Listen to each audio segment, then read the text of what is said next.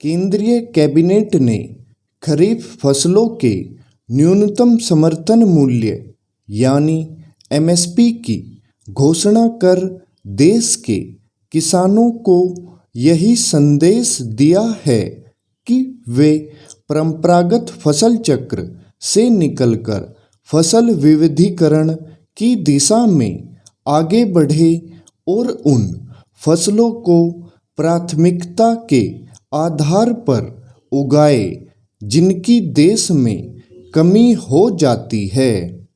वास्तव में इसी कारण जहां धान, बाजरा, मक्का जैसी फसलों के न्यूनतम समर्थन मूल्य अपेक्षाकृत कम रखे गए हैं, वहीं दलहन और तिलहन के मूल्यों में उल्लेखनीय वृद्धि की गई है। ऐसा करना समय की मांग थी क्योंकि देश को दलहन और तिलहन के मामले में आत्मनिर्भर बनाना आवश्यक हो गया है। पिछले कुछ वर्षों से सरकार इस पर विशेष ध्यान दे रही है कि देश में दलहन और तिलहन का उत्पादन बढ़े।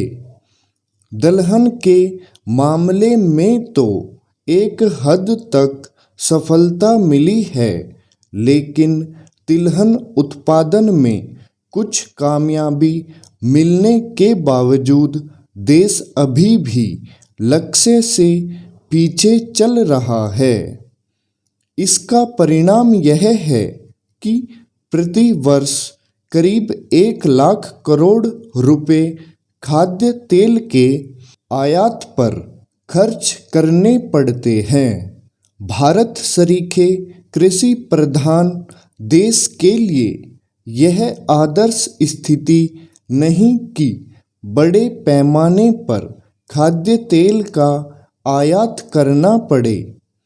तिलहन के उत्पादन को प्रोत्साहित करना इसलिए भी जरूरी हो गया है क्योंकि यूक्रेन युद्ध के चलते विश्व बाजार में खाद्य तेल के दाम तेजी से बढ़े हैं। इसी कारण उनके ऊंचे दाम एक समस्या बने हुए हैं। किसानों को इस समस्या के समाधान में सहायक बनना चाहिए और दलहन के साथ साथ तिलहन की खेती पर जोर देना चाहिए। उन्हें इस बुनियादी बात पर भी गौर करना चाहिए कि उसी कृषि उपज के बेहतर दाम मिलते हैं जिसकी बाजार में मांग अधिक होती है।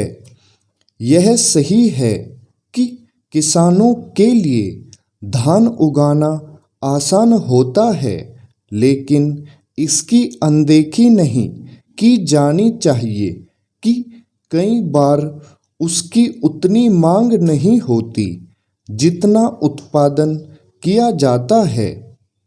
एक समस्या यह भी है कि देश के वैसे कुछ हिस्सों में भी धान की खेती की जाने लगी है जहां पानी का संकट बढ़ रहा है और उसके अंधाधुंध दोहन के चलते भूजल का स्तर नीचे जा रहा है। इनमें से कुछ क्षेत्र तो ऐसे भी है जहां चावल की खपत भी कम होती है। बतौर उदाहरण पंजाब। किसानों और साथ ही किसान नेताओं को यह समझना होगा कि उन फसलों की पैदावार सीमित करने की ज़रूरत है जिनमें पानी की खपत अधिक होती है और बाजार में मांग कम। फसल विविधीकरण को अपनाना न केवल किसानों के लिए लाभकारी है बल्कि देश की अर्थव्यवस्था के भी हित में है।